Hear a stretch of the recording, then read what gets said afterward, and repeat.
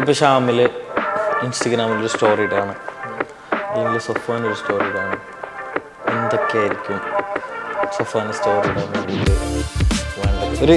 നീ ഒരു വിഷ്വൽ കണ്ട് അത് നിങ്ങൾക്ക് സ്റ്റോറി ഇടണം, അതിലെന്തൊക്കെയായിരിക്കും എടുക്കുക?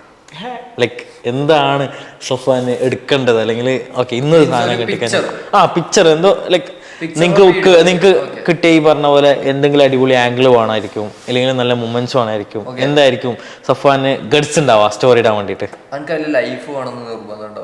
ഒരു ലൈഫ്, അതായത് ഒരു മൊമെന്റ് ആണ് ക്യാപ്ചർ ചെയ്തെന്നുള്ളത്. ഓക്കെ, ലൈഫ് വേണമെന്നുള്ളത്. ഓക്കെ, ഷാമിൽ പറ. ഡിപ്പെൻഡ്സ്. എന്നാലും ലൈഫ് വേണം.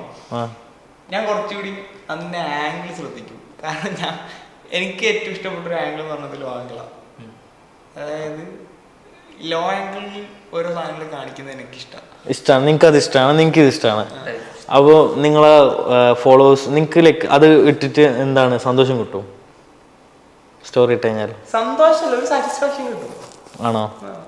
അപ്പോൾ നമ്മുടെ ഫോളോവേഴ്സിനോ ലൈക്ക് നീ കാണുന്ന എന്തായാലും നീ ഫോളോവേഴ്സ് നോക്കിയിട്ടുണ്ടോ, ലൈക്ക് ഇട്ടിട്ടുണ്ടോ എന്നുള്ളത് നോക്കൂലേ? അതായത് എല്ലാ പോസ്റ്റിനും ഉണ്ടാവില്ല. ഓഡിയൻസ് ഇഷ്ടപ്പെടണം എന്ന് വിചാരിച്ചിട്ട പോസ്റ്റിന് കിട്ടും. ചിലത് എനിക്കിഷ്ടം, എന്റെ ഇഷ്ടത്തിന് ചിലപ്പോൾ വെറുതെ കിട്ടും ചിലതാണ് അല്ലേ. സഫാനിപ്പോ അടുത്ത് പറവ പറക്കുന്ന ഒരു വീഡിയോ ഇട്ടിട്ടുണ്ടായിരുന്നു. ഞാൻ സഫാനോട് ചോദിച്ച സമയത്ത് നമുക്കത് വെറുതെ കണ്ടപ്പോ മ്യൂസിക് എല്ലാം വന്നപ്പോ നല്ല രസമുണ്ട്, അങ്ങനെ ഇട്ടതാന്ന് പറഞ്ഞു. കാരണങ്ങളൊന്നുമില്ല.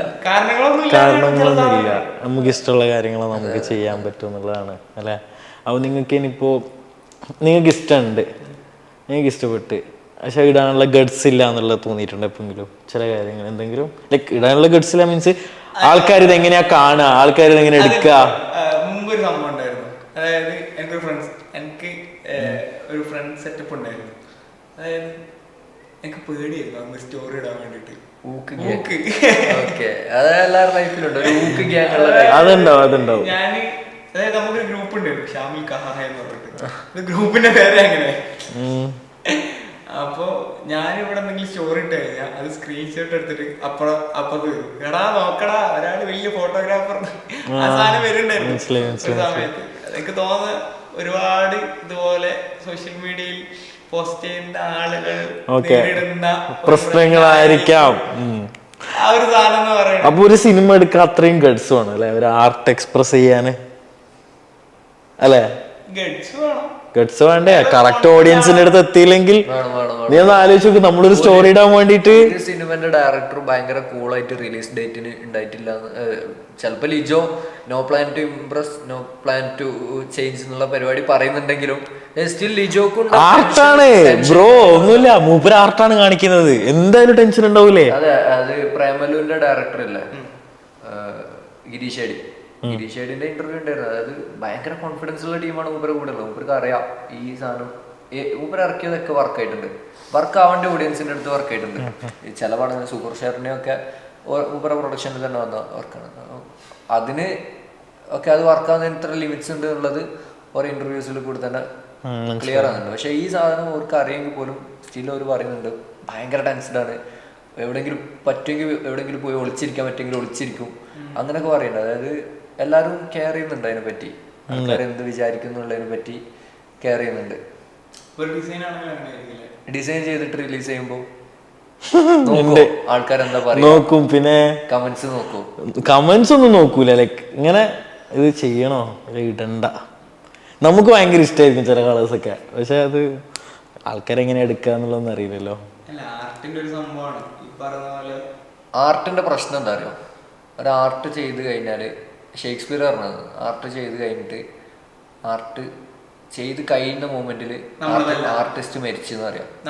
നമ്മളതല്ല, അത് ഓഡിയൻസിൻ്റെതാണ്. അതെ, ബാക്കി ഓഡിയൻസിന്റെ എക്സ്പ്രസ് ചെയ്യാനുള്ളതാണ്. Definitely film is an art. അതെ,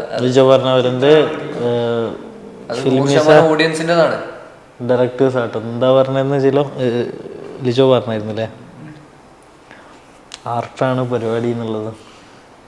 അതെ, പക്ഷെ ഈ ആർട്ടിനെ തെറ്റിദ്ധരിക്കുമ്പോഴാണ് പ്രശ്നങ്ങൾ വരുന്നത്. അതെ, നമ്മളീ പറഞ്ഞ പോലെ തെറ്റായിട്ടുള്ള പ്രൊമോഷൻസ് വരികയാണ്. ഞാനൊരു ചിത്രം വരക്കുന്നുണ്ട്, ആ ചിത്രം ഒരു ഭയങ്കര ചിത്രമാണ്, ഒരു വലിയ രാക്ഷസന്റെ ചിത്രമാണെന്ന് പറഞ്ഞിട്ട് ഒരു വേറെ ചിത്രം കാണിച്ചു കൊടുക്കുമ്പോൾ ഉണ്ടാവുന്ന മാറ്റങ്ങളായിരിക്കാം റിഫ്ലക്ട് ചെയ്യുന്നത് മേ ബി. അല്ലെങ്കിൽ ആദ്യം ഞാൻ എല്ലാ സീനറീസിലും ഉണ്ട് പൊളിറ്റിക്കലി അത് പ്രശ്നമാകുന്നുണ്ട്. അതായത് പെൻസിലാശാന് ഒക്കെ പോലെ ഡൂഡിൽ മുനി ഒക്കെ പോലുള്ള ഒരു ആളാണ് പെൻസിലാശ എന്ന് പറയുന്നത്. ആള് എല്ലാ പൊളിറ്റിക്കൽ വിഷയങ്ങളിലും ഇടപെടുന്നതാണ്. അപ്പൊ ഇയാള് കമ്മ്യൂണിസ്റ്റ് പാർട്ടിക്കെതിരെ ഇയാൾ എന്തെങ്കിലും ചെയ്താല് ഇയാളെ BJP കാരനാക്കും. കമന്റ് ബോക്സിൽ ഇയാൾ BJP കാരനാ. ഇയാൾ BJPക്കെതിരെ എന്തെങ്കിലും ചെയ്താൽ ഇയാളെ കോൺഗ്രസ്സുകാരനാക്കും, അല്ല കമ്മ്യൂണിസ്റ്റ്. അതായത് ആർട്ടിസ്റ്റുകൾ ചെയ്ത് കഴിയുന്ന മൊമെന്റ് തൊട്ട് ഒരു മരിച്ചു. ഇല്ല, അത് 100% ഓഡിയൻസിന്റെ കൈവിടാ. ഓഡിയൻസ് ആണ് ഡിഫൈൻ ചെയ്യേണ്ടത്. പ്രശ്നമല്ല, നല്ല പ്രശ്നമൊന്നുമല്ല. നമ്മൾ ആർട്ട് ചെയ്യുന്നത് നമ്മളെ പ്ലീസ് ചെയ്യാൻ മാത്രമല്ലല്ലോ, ആണോ?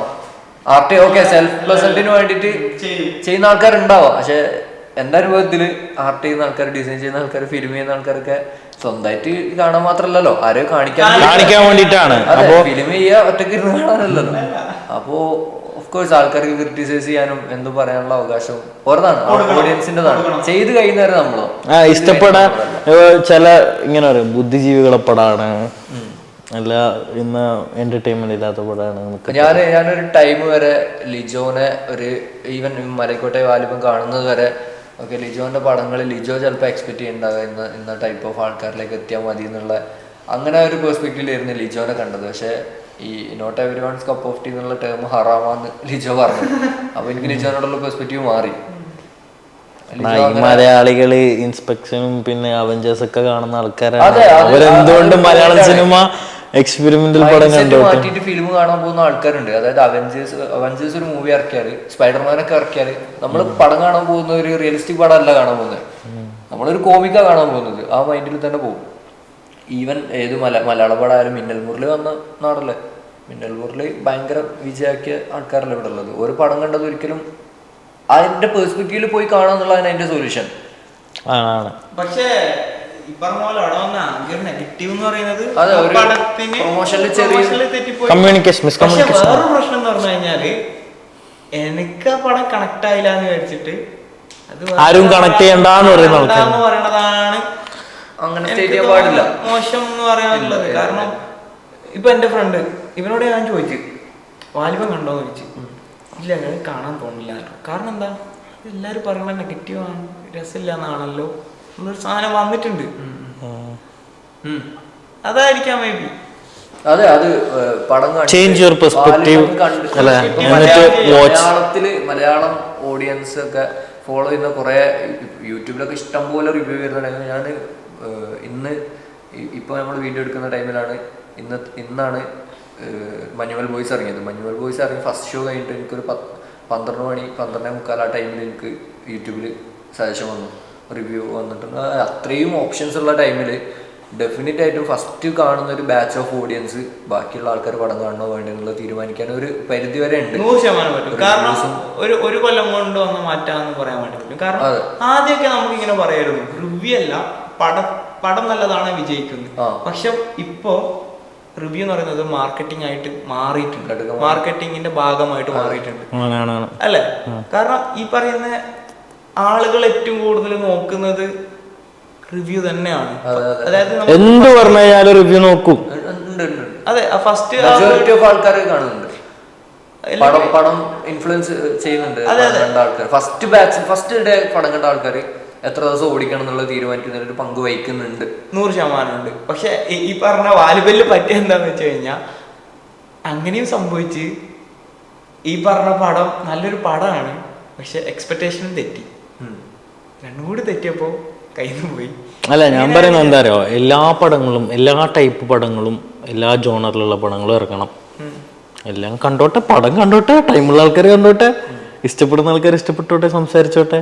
ഇപ്പോൾ മറ്റേ ഇതിനെ കുറിച്ചിട്ട് ബ്രഹ്മയുഗത്തിനെ കുറിച്ചിട്ട് പറഞ്ഞെടുത്ത ഒരാൾ പറഞ്ഞത് എൻ്റെ സമയം വേസ്റ്റ് ആയതാണ്.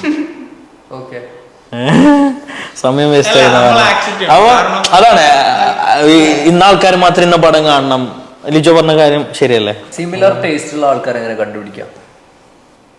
കണ്ടുപിടിക്കേണ്ടതാണോ? അത് നാച്ചുറലി ഉണ്ടാവുന്ന സാധനം, സംഭവിക്കുന്നതാണല്ലേ. എന്തൊക്കെയാണ് സിമിലർ ടേസ്റ്റ്? ഒരു കാര്യം പറയട്ടെ, ഇൻഫ്ലുവൻസ്ഡ് ആവും. ഷാമിലിന്റെ അഭിപ്രായത്തില് ഒരേ ഫിലിം ഇഷ്ടപ്പെടുന്ന ആൾക്കാർ എല്ലാ രീതിയിലും സിമിലർ ആയിരിക്കും, ഇമോഷണലി സിമിലർ ആയിരിക്കും. സൈക്കോളജി സാധനമുണ്ട്. ഞാനിപ്പോ പറയണ പോലെ കൂട്ടത്തിൽ പെടുക എന്നാ ഞാൻ പറയാം. നമ്മളന്ന് വാലിബൻ കാണാൻ പോയപ്പോ നമ്മളോട് വേറൊരു ഫ്രണ്ടും കൂടെ ഉണ്ടായിരുന്നു. ആൾക്ക് വാലിബൻ ഇഷ്ടപ്പെട്ടിട്ടില്ല പേഴ്സണലി, ഇഷ്ടപ്പെട്ടിട്ടില്ല. പക്ഷെ ഞങ്ങളെ കൂടെ ഞങ്ങൾക്ക് ഇഷ്ടപ്പെട്ടു, ഞങ്ങൾക്ക് മൂന്നാൾക്ക് ഇഷ്ടപ്പെട്ടു പടം. പുള്ളിക്ക് ഒരു 50% ആണ് ഇഷ്ടപ്പെട്ടിട്ടുള്ളൂ. പക്ഷെ പുള്ളിക്ക് തോന്നി ഞാൻ ഒറ്റപ്പെട്ടു പോവോ എന്നുള്ളൊരു സാധനം വന്നിട്ട് ആക്സെപ്റ്റ് ചെയ്യാൻ തുടങ്ങി. അടിപൊളി പടമാണ് എന്ന് പറയാൻ വേണ്ടി തുടങ്ങി. പക്ഷെ നമുക്കത് മനസ്സിലാവും. അതായത് നമ്മുടെ മനുഷ്യന്മാർക്ക് ഏറ്റവും കൂടുതലുള്ള ഒരു പേടി എന്ന് പറയുന്നത് നമ്മൾ കൂട്ടത്തിൽ പെടുമോ എന്നുള്ളൊരു സാധനമുണ്ട്. ലൈക്ക് മനുഷ്യന്മാരെപ്പോഴും ഡിപ്പെൻഡഡ് ആണ്. ആർക്കും ഒറ്റയ്ക്ക് ജീവിച്ച് കാണിക്കാൻ പറ്റില്ല.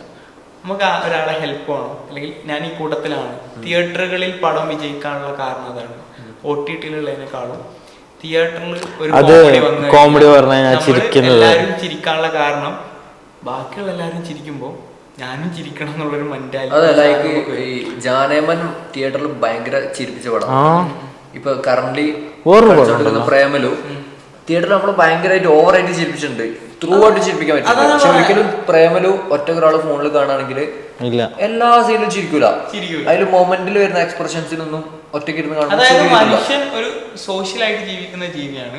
അയാള് വിയേർഡായി ചിന്തിക്കും. ഞാൻ ആട്ടത്തില് എവിടേക്കോ ചിരിക്കാനുണ്ട്, കൊറേ ചിരിക്കാനുണ്ട് അവിടെ. ചില ചിരിയൊക്കെ നമുക്ക് തോന്നുന്നു അടുത്ത ആൾക്കാര് ചിരിക്കുന്നുണ്ട് എന്നുള്ളത്. ഒന്നിച്ചുള്ള ആൾക്കാര് ഉണ്ട്. ഇൻഫ്ലുവൻസ്ഡ് ആയിട്ടും ഒരേ ടേസ്റ്റ് ആവാനുള്ള ചാൻസ് ഉണ്ട്. അതായത് അവരത് ചെയ്യുന്നുണ്ട്. അപ്പം എനിക്ക് തന്നെ ഡൗട്ട് വരും, ഓക്കെ ഇതെന്തുകൊണ്ട് എനിക്ക് ഞാൻ ഇഷ്ടപ്പെടുന്നില്ല. സ്റ്റൈൽ ഇഷ്ടപ്പെടുക എന്നുള്ളതല്ലേ, ഒരു ടൈപ്പ് ഓഫ് സ്റ്റൈല്. ചില ആൾക്കാർക്ക് ചില ഫോട്ടോഗ്രാഫീന്റെ ഒരു സ്റ്റൈൽ ഉണ്ടാവും. ഭയങ്കര വിയേർഡ് ആയിട്ടുള്ള ആൾക്കാരുണ്ടല്ലേ ചില ആൾക്കാർക്ക്. ഒരു ടീം മൊത്തം എതിർത്ത് പറയുമ്പോഴും ഒറ്റയ്ക്ക് നിന്ന് നേരിടാനുള്ള ആൾക്കാരുണ്ട്. ഡിഫറെന്റ് ആയിട്ടുള്ള ആൾക്കാരുണ്ട്. എൻ്റെ ടേസ്റ്റ് അതല്ലാന്ന് ഓപ്പൺ ആയിട്ട് പറയുന്ന ആൾക്കാരുണ്ട്. ശരിയാണ്, അതായിരിക്കാം. എൻജോയ് ചെയ്യാം, അത്രേ ഉള്ളൂ. പടം ഓൺ പെർസ്പെക്റ്റീവിൽ എൻജോയ് ചെയ്യാം, മാക്സിമം നോക്കാം. മനുഷ്യൻ സാമൂഹിക ജീവിയാണ്, ഇൻഫ്ലുവൻസ്ഡ് ആവും. അതൊരു തെറ്റല്ല, അല്ല സ്വന്തമായിട്ടൊരു അഭിപ്രായം പറയാം. അതെ അതെ അതെ, എനിക്കത്രേ ഉള്ളൂ. ഒരാളെ അഭിപ്രായം കാത്തിട്ട് റിവ്യൂ നോക്കിയിട്ട് പടം കാണണ്ട എന്നുള്ളൊരു സാധനം എടുക്കുക. അതിൻ്റെ പേര് അപ്പോൾ നമുക്ക് വൈൻഡ് അപ്പ് ചെയ്യാം. അപ്പോൾ ഫിലിമിനെ പറ്റി സംസാരിച്ചു. ഫിലിമിനെ പറ്റി കുറേ എന്തൊക്കെയോ കാര്യങ്ങൾ, വലിയ കാര്യങ്ങൾ സംസാരിച്ചു. നമുക്കറിയുന്ന കുറച്ച് ചെറിയ കാര്യങ്ങൾ വലുതാക്കി സംസാരിച്ചു അല്ലേ. ഓക്കെ, അപ്പോൾ വൈൻഡ് അപ്പ് ചെയ്യാം നമുക്ക്. എന്തായാലും കുറേ കാര്യങ്ങൾ നമ്മൾ സംസാരിച്ച്, ഫിലിമിനെ കുറിച്ച് സംസാരിച്ച്, ആർട്ടിനെ കുറിച്ച് സംസാരിച്ച്, ചില മൂവി ടേസ്റ്റ്, ഏത് പെർസ്പെക്റ്റീവിലാണ് മൂവി കാണേണ്ടത്, ആ കാര്യങ്ങളൊക്കെ സംസാരിച്ച്. ഞാനിപ്പോൾ നെക്സ്റ്റ് വീഡിയോസിലേക്ക് പോകാം. നെക്സ്റ്റ് വീഡിയോ വേറെ എന്തെങ്കിലും ഒരു ടോപ്പിക് ആയിരിക്കും. സിനിമ അല്ലായിരിക്കും, ഡിസൈൻ ആയിരിക്കും, ആർട്ടായിരിക്കും, എന്തിനെങ്കിലും പറ്റിയിട്ട് നമ്മൾ ക്യൂരിയസ് ആയിരിക്കും. യെസ്, അപ്പോൾ ബൈ. ക്യൂരിയസ് എന്നുള്ള വേർഡ് ഞാൻ